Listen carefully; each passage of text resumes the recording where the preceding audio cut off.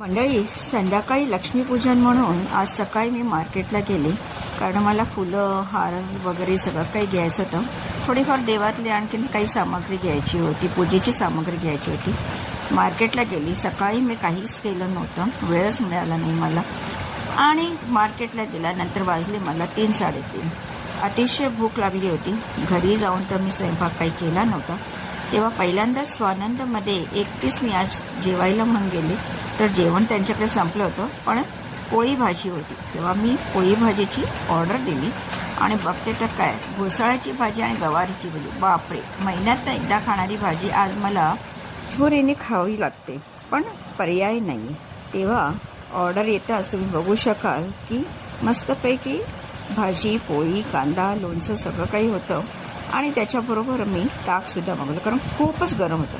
बहुतेक पाऊसही ढग बघा, बघू शकाल तुम्ही, ढग अगदी दाटून आलेली आहे. नवरात्री नाही सोडली तर दिवाळी कशी सोडेल. हो, बघू शकाल मंडळी, पाऊसही पडायला लागला.